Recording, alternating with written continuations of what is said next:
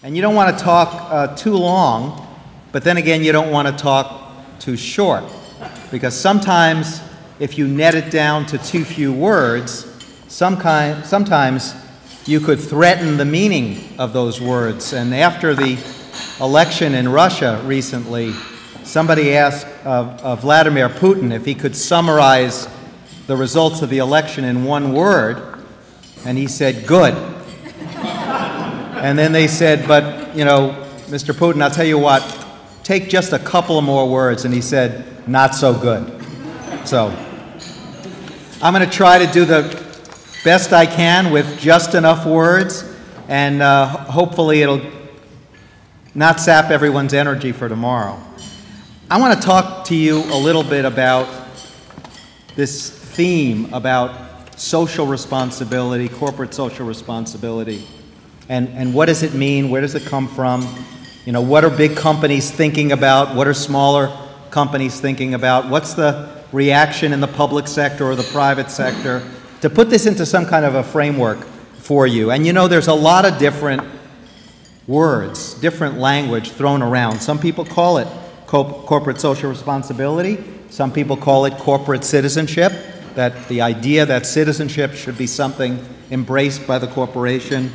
You know, we're going to talk, I guess you will talk about socially responsible investing. I think it matters less the words that you choose and more what you really do. What are your values? How do you demonstrate them? And how does this connect to what corporations think of as their business strategy and their business plan? Because if it's separate, if social responsibility is something that's disengaged from your business, it's something that's probably not going to survive. It's not going to be meaningful for the company, for its employees, for its shareholders, and for its leadership. Now, the evolution of this probably started, at least in the United States, through the concept of philanthropy. And that concept wasn't about what a company should do. It was what an individual would do with the money that it extracted over a long business career.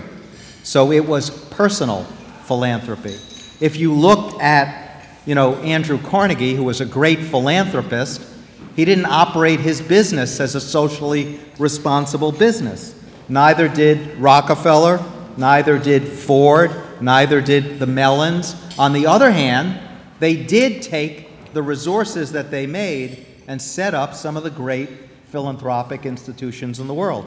The Carnegie Foundation was set up in 1905, the Rockefeller Foundation in 1913, the Ford Foundation in 1936. And they've survived over a long period of time, and they've done great good, but it wasn't about how you made your money in the first instance.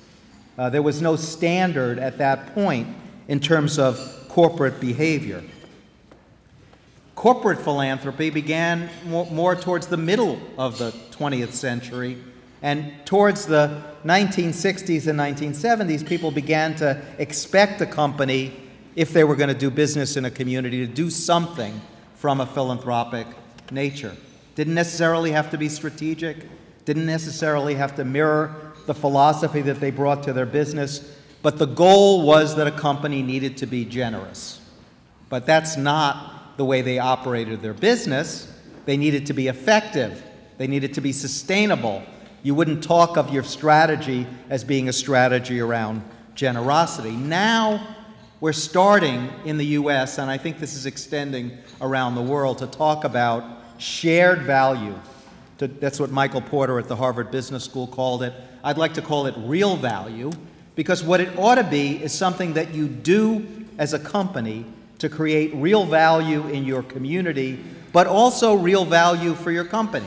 So it is, in fact, sustainable. That's the goal. And I'm going to talk to you a little bit about it from the vantage point of one company, IBM. Now, we're a very large company. We have 435,000 employees. We're about a $100 billion company. We do business in 170 different countries. And our business model has evolved. We started out making time clocks.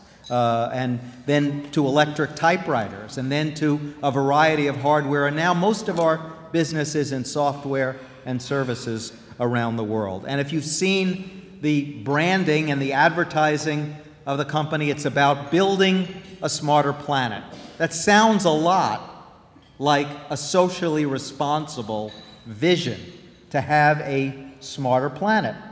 Smarter people, smarter decisions, smarter government, smarter business, smarter communities. To get smarter means to be more effective. So how would you do that? So last year was our 100th anniversary in business for 100 years. Hard to stay in business over a 100-year period, because if you looked at most of the businesses 100 years ago, they're not in business any longer. When Tom Watson Jr. spoke at the 50th anniversary of IBM at Columbia, he talked about IBM being one of 3 businesses that were in existence that were major Fortune 500s that had survived over a 50-year period. Today, it's a handful of businesses. So how do you exist for a long time? How does a great company exist for a long time? I'd like to suggest 2 lessons. Lesson number 1 is you got to embrace change. Because if you intend to be in business for a long time, you've got to evolve your business. You can't stick with the same strategy over decades, because the world is changing. Your business model will change, your products will change, your services will change, how you do your work will change, and you have to embrace rapid change. By the way, that's not just a model for a business, that's a model for people. If you want to be successful, you have to learn how to evolve, you have to learn how to change. So change is critically important. There's another thing, and that's about values. Those are the things that don't change. They're about the things that are most important to you as a corporation. They ought to be about your business's ethics. They ought to be about trust, personal responsibility, commitment to community. And those values, while everything else could change, those values ought to stay constant. And that's the same is true for individuals. If you think about the people that you admire the most, the people whose friendship you want, they're the people who have core values that are about trust, personal responsibility, dependability. That's critically important. So I think a company exists for a long period of time, then people exist for long periods of time because they embrace change and they embrace values. Now, this is a company that has changed its products and its services, but its interest in community, shared value, real value, partnership, collaboration is something that you can find over its 100-year history. When I was planning our activities during the centennial, I spent a lot of time in the IBM archives, and I found the story about Social Security. In the 1930s, President Roosevelt, with a first woman cabinet member, Frances Perkins, passed Social Security. The government had no ability to manage and implement Social Security.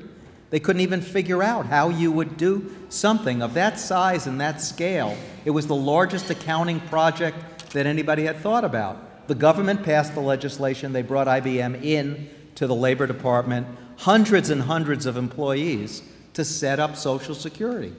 And there's the tape in the archives of Frances Perkins on the 25th anniversary of Social Security saying, a hidden piece of information, there would have been no Social Security without the IBM.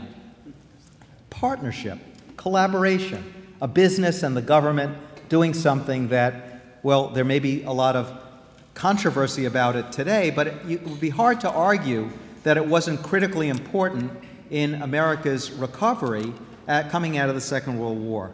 President Kennedy, in the 1960s, announced he wanted to put a man on the moon. NASA had never built a rocket. They didn't have the science capability in NASA to do that. They invited in hundreds of people from a company, IBM, and many other companies as well to help them do that. That was in the spirit of collaboration, citizenship, a sense that there was a responsibility that people had that was important for their business, important for their government, important for society.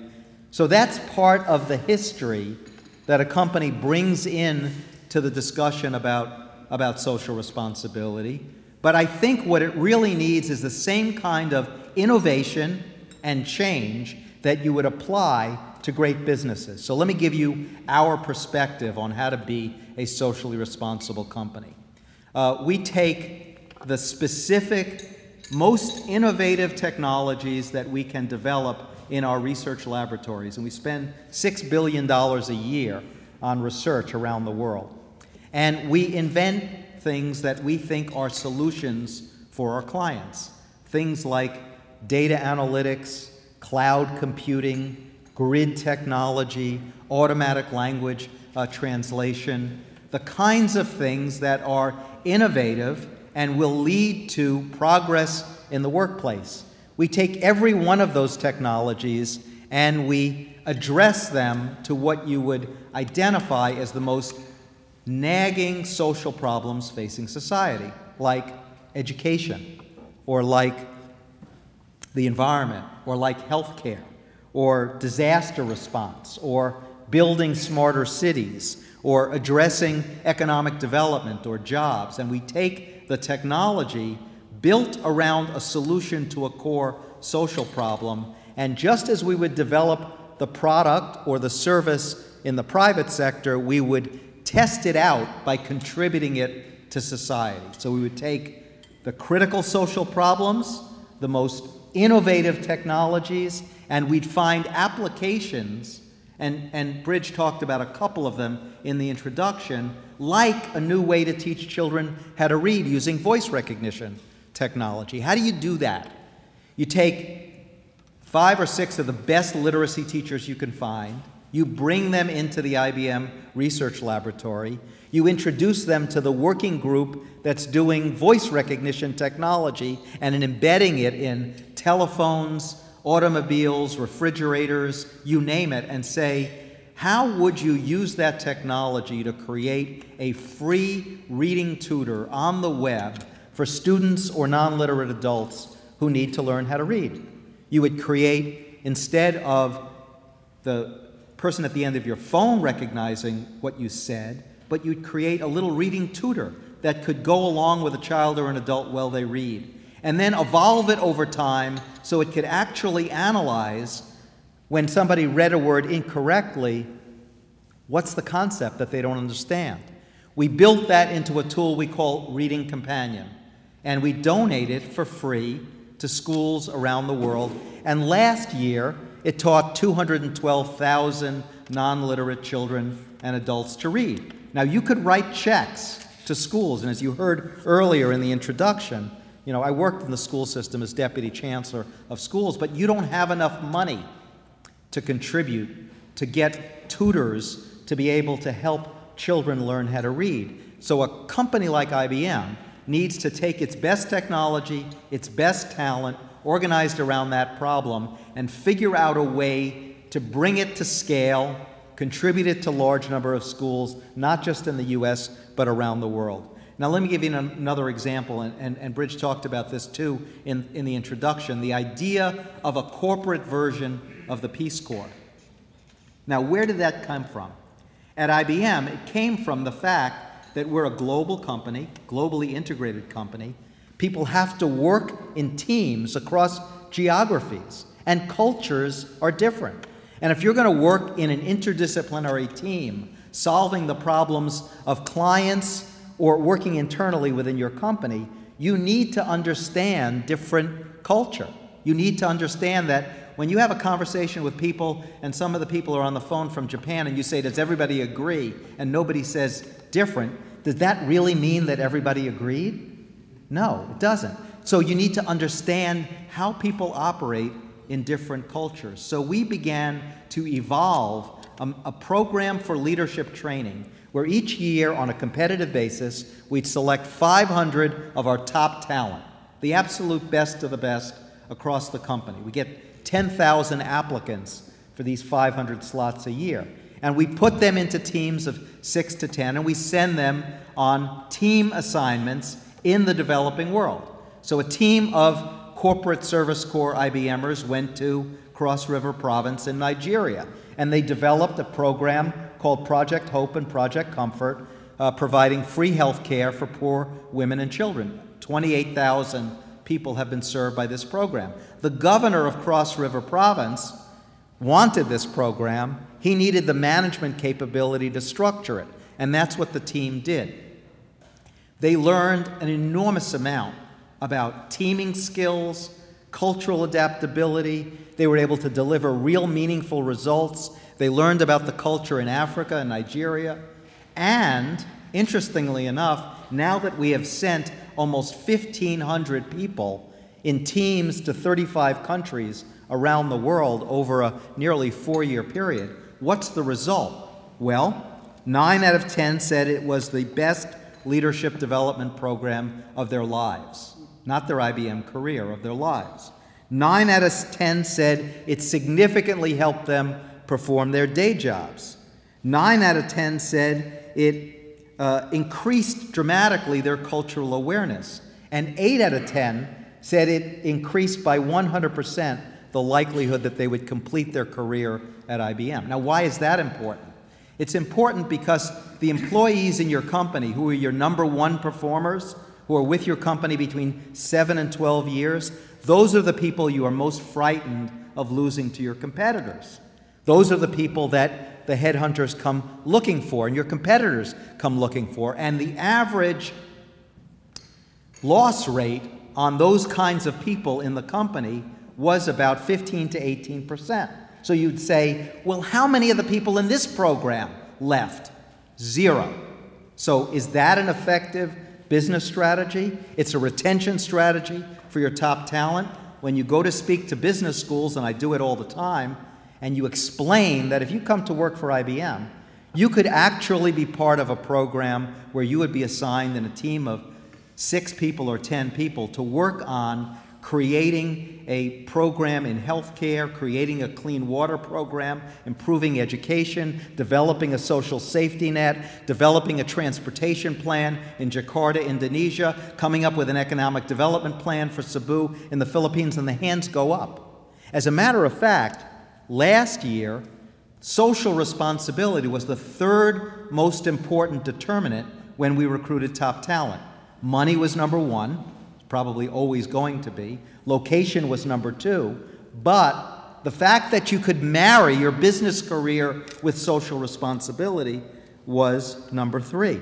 So you had an opportunity to do great things. And this is a program that is embedded in the culture of the company, but it's how you develop leaders for the future. And as a matter of fact, we have been approached by a variety of other companies who wanted to learn how to operate a similar program. So we brought it to John Deere, and we actually embedded 3 people from John Deere in one of our teams, and now they're running the program on their own. We did the same thing with FedEx. So now Novartis, Pepsi, Dow, and a variety of other companies are modeling a form of this corporate version of the Peace Corps in their own operations. And I think it's the business wave of the future.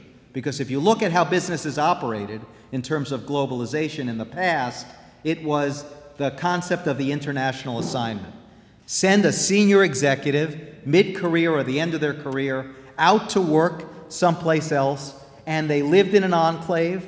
They worked with people and spoke only their language. It wasn't about global leadership development. It wasn't about understanding local culture. It wasn't about building your skills. And that old program, which every Fortune 500 company operated, it cost between $1 million and $1.3 million per person per year. Of course, there's a tax bite and moving and living, but short-term team assignments that are problem-oriented are a fraction of the cost, spread over larger numbers of people, focused on people at the beginning of their career, not the end of it, and produces significant real return to the company. What's the other benefit? When people interact with these 1,500 people, they change their view of the company.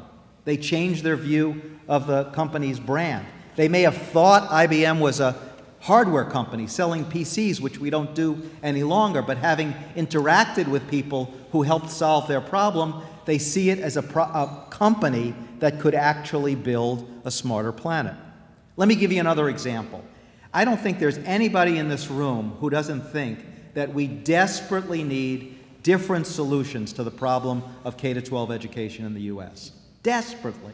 It's connected to the nation's competitiveness, and we wring our hands about wanting some meaningful change in how we operate our K-12 systems. There was a meaningful change. It happened in the United States as we were coming out of the Second World War, and it was something called mandatory high school. Before the Second World War, every state in the Union, high school was voluntary, optional. You could leave school at the end of the 8th grade, and you could find a job and work and lead a middle-class lifestyle. And in the United States, we changed that coming out of the Second World War and said, no, kids have to go to high school. Everybody's got to go to high school. And you could argue that as significant as the GI Bill, mandatory high school was critically important in fueling economic competitiveness coming out of the Second World War and into the second half of the 20th century. Now, sitting back and waiting for government alone to come up with a solution, lots of luck. So we came up with a new idea, and the idea was a grade 9 to 14 school. The idea that a student would actually begin 9th grade, 6 years later, finish with a high school diploma and an associate's degree in computer science, and first in line for jobs at IBM. Now, to do that, we actually had to get our hands dirty and work with the City University of New York, the Department of Education, and create a model for a new kind of high school and match up the curriculum to the entry-level skill requirements for jobs within the company, and change the curriculum, not say no science or no math or no English, but say let's teach it in a way where kids have an opportunity to do project-based learning, work with people in the private sector, understand how to build the skills that they need to work. We opened this school in central Brooklyn, a fully public school, no admissions, special admissions requirements. Every student who wants to go to this school, regardless of their grades, regardless of the tests, gets to go. The downside of that is when the school opened, a third of the kids, 9th graders, read below the 5th grade level. And we had to figure out a way to use Reading Companion and a variety of other tools, like giving every student an IBM mentor to be able to bring their reading levels up. But what's happened in a relatively short period of time? It has the highest attendance of any high school in the city of New York.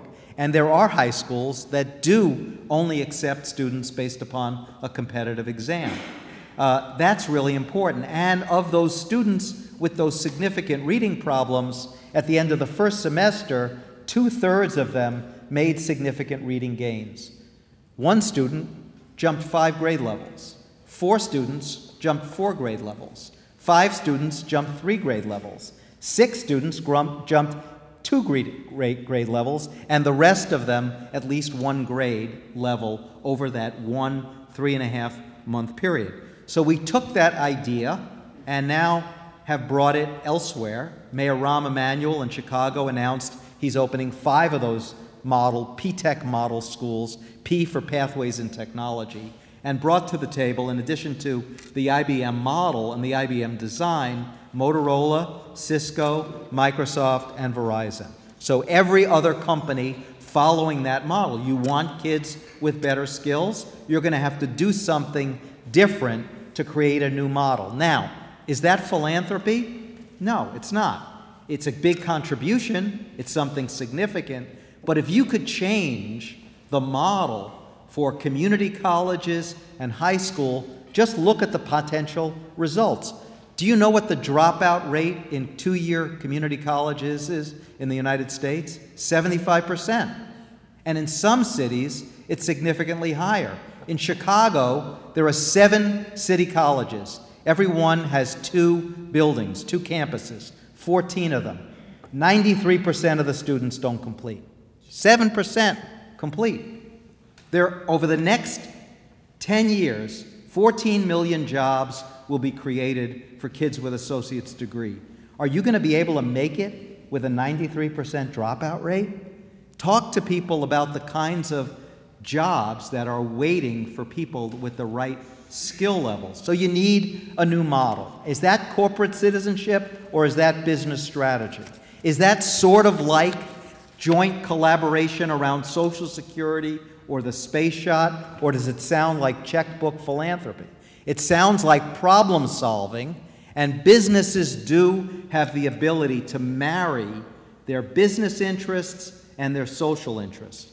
Rosabeth Kanter at the Harvard Business School wrote an article. She called it going from spare change to real change.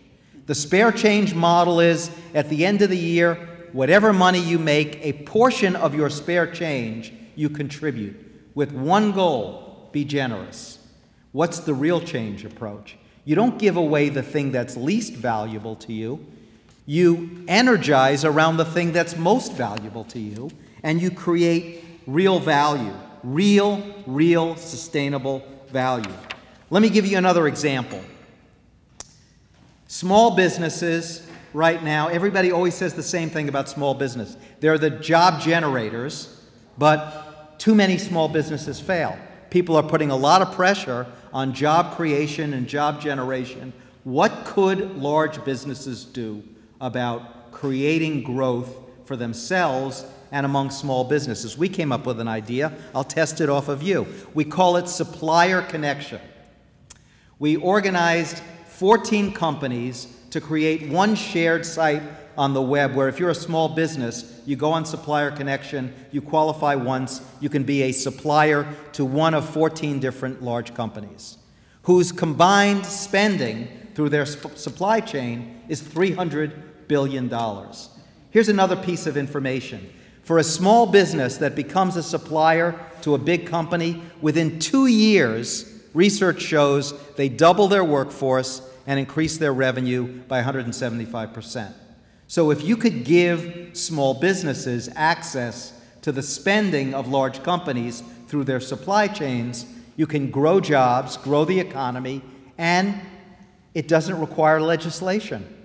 It doesn't require an appropriation. And why should it only be 14 companies? Why can't it be 500 companies? If you qualify to become a supplier for IBM, why should you have to go through it one more time to qualify to do business with Citi? It's virtually the same criteria. It's like the Unified College application. Why should it be different every single time? Now, Supplier Connection, and next week, along with the Small Business Administration and those 13 other companies, we're relaunching the Supplier Connection site to motivate more small businesses to do business with large companies, because we have IBM $40 billion in our supply chain, and in 1 year we went from 1 billion to small businesses to 1.4 billion.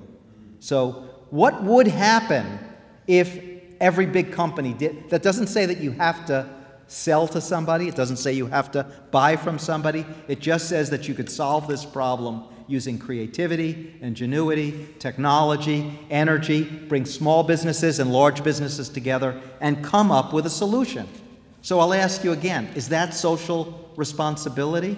No, it's not. It's a smart idea. It's also good for the big companies. What's the benefit of getting more small businesses into your supply chain? Lower prices, more creativity, more innovation, more choice, more options. It's a good thing. It generates jobs, it generates energy, it builds the small business, and there's a benefit to the large company. And that idea of sharing that benefit is significantly important. And I'll give you one other example. Tomorrow, we will announce year 2 of something that IBM created called the Smarter Cities Challenge. We said over a 3-year period, we would select 100 cities around the world on a competitive basis, and every selected city would get the equivalent of a $400,000 grant consisting of technology and services, not cash, to solve a critical problem that's vexing that city that needs top-level talent to be able to solve. In year 1, last year, we did a little over 30 cities, and what resulted? St. Louis asked us to work on the problem of crime. St. Louis was the #1 city for crime of big cities in America. and they'd never used data analytics to combine police department and court systems to be able to figure out and focus where should they expend the most amount of their energy. So in 1 year, they went from #1 in crime to #7 in crime. And the mayor got on television and said, this solution came in part through this Smarter Cities Challenge grant. The mayor of Milwaukee came to us and said, I'm looking for a way to grow jobs in the economy in central Milwaukee. We have clean water, we have warehouses. What is the best idea that you could come up with? Working with people in the administration and in universities, came up with the idea of aquaponics. You can actually grow food in warehouse spaces, leveraging your clean water, and building the local economy, building a research capability within the local university, and generating something that could promote an economic future for Milwaukee. And there are many, many examples. In Chiang Mai in Thailand, we worked on how to convert the benefit of the food industry in Chiang Mai and their spa industry to compete with India around healthcare tourism. They developed a model strategy. They're working on it. It's critically important to building a smarter city. Every single one of these engagements has generated real activity for the city. City of Syracuse, biggest problem, what the mayor said, in-rem properties evaporating off the tax rolls. How can you figure out and do something before the property goes off the tax rolls? Using data analytics and predictive analytics, we came to the conclusion that the best single predictor of a property going in rem was African male unemployment rates. And if you wanted to figure out what your strategy was, it wasn't a real estate strategy, it was a job strategy. Now, that made Syracuse wonder about what they could do in advance, build a set of strategies, allocate resources, and do something different. And tomorrow, we will announce 33 new cities getting grants under the Smarter Cities Challenge. Louisville will work using data analytics to try to come up with a solution to the asthma problem in Louisville. Cities will work on transportation. Last year, we did a project in Edmonton, Canada, which had the highest traffic fatalities of any city in Canada. And again, data analytics, figuring out where the problem was, changing traffic signals and signs, made a major impact in a one-year period. Now, why would IBM allocate $50 million, a substantial program, allocating its best talent and its best technology to make cities smarter? Why? Because cities are the lifeblood. That's where the people live. More than 50% of the people live in cities. That's where our clients are. That's where our employees live. We want to make cities smarter because it's in our business interest to build smarter cities. So that's part of the strategy. I talked earlier about grid technology. What is grid technology? It allows you to take the unused cycle time on an individual PC, all of that PC's power, which you use about 15% of it on your PC, and give you the capability to go to worldcommunitygrid.org and donate the unused cycle time and collect it to build a virtual supercomputer. Now, what's the value of that? You can then give the supercomputer to the AIDS researchers, to the cancer researchers. And all you need to do is to get individuals to spend about 30 seconds of their time to give away something that costs nothing, unused power on your PC. You're not paying for it. And build a site where you can actually show people day by day how many calculations were done with my power. What progress am I making on this neuroblastoma childhood cancer study or a malaria study? World Community Grid was built as a community service, but it also developed our knowledge about grid technology, our knowledge about healthcare, and built capability that improved the quality of our business. So these are all examples, and I could go on and give you many more, but they're all about taking that which is most valuable to the company, not your spare change, your best technology, your best talent, through programs like World Community Grid, Reading Companion, Corporate Service Corps, and the variety of other programs, Supplier Connection, you name it, to achieve a desirable result for the community and a desirable result for the business. And how much money was a company like IBM willing to commit to its corporate citizenship activities, all these programs that we talked about? Last year, it was about $200 million. About $200 million. We're a $100 billion company, but not a nickel of that should be contributed without an expected return on your investment. So how do we measure the return on investment? Number one, recruitment and retention of top talent. It kept your top talent in the company. It was the edge in terms of recruitment, and that has an economic value. Second, it drives technology innovation. We were able to productize, develop products and services based upon these high-end technology projects that we presented. New patents, new products, new services with a significant, measurable economic return. Opening new markets. About a third of what we do is in the growth markets. We enter markets through our citizenship programs. That project in healthcare in Nigeria was the beginning of IBM's business relationships in Nigeria. And examples abound in Kenya, in Ghana, in Tanzania, and in a variety of other places. So you make a market through your corporate responsibility programs. You attract socially responsible investment funds. How much money is controlled by socially responsible investment funds? $1 trillion. And the rating agencies that rate social performance by large companies are then the guideposts for those socially responsible investment funds to figure out which stocks they're going to buy. Now, will they buy a stock from a company that's not a strong financial supporter? Absolutely not. But as they consider who they're going to buy strong finances and strong social responsibility. So last year, $200 million in additional purchase of IBM stock came from socially responsible investment funds. That's part of your bottom line. So that's the reward for your social responsibility. Finally, you increase your brand value, you get free media, you build relationships. When you put all of this together, the $200 million investment produces a 3-to-1 return.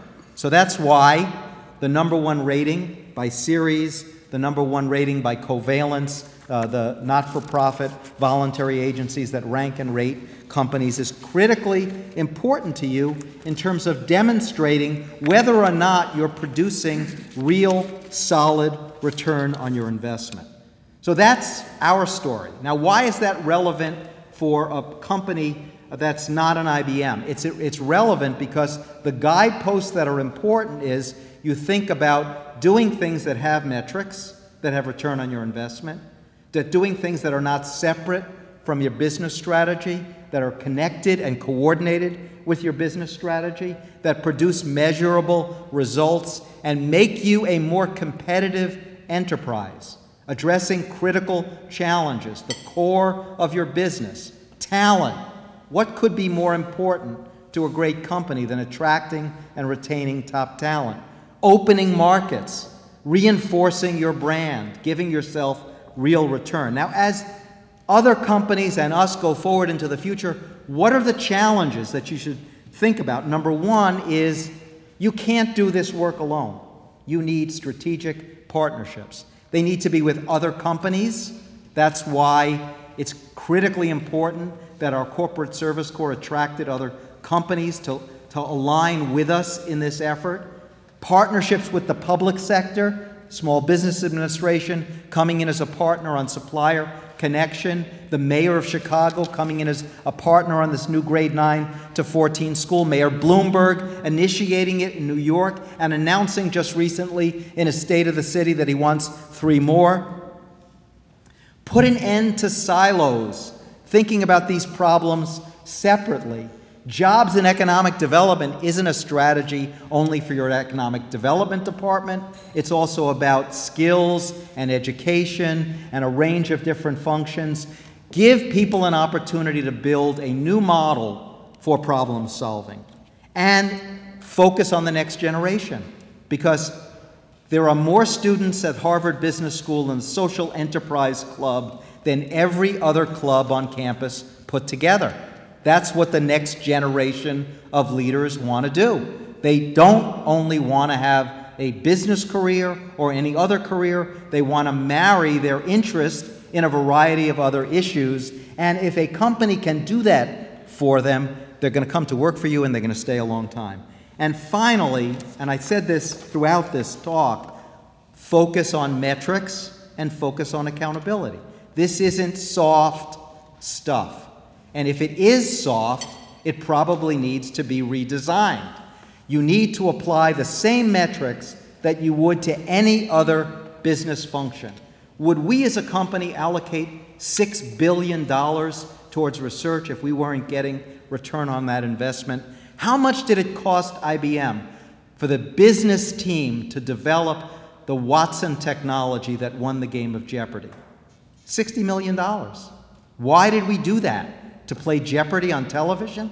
No, to create a new model of a thinking computer that could be a solution to healthcare and finance, that could potentially build an economic model that would be valuable to the company. Would you be able to get $60 million for a research project that had no economic return for the company? Of course not.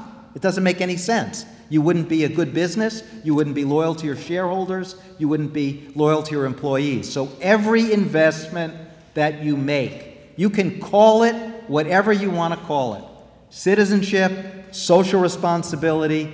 You know, there was a time when a business leader said the business of business is business, and that meant do nothing other than business. Okay, do nothing other than business, but do it in a way that benefits your business, benefits your shareholders, and builds yourself a stronger and more sustainable company. And you know what? If you also get a smarter planet, that's a good thing too. Thank you very much.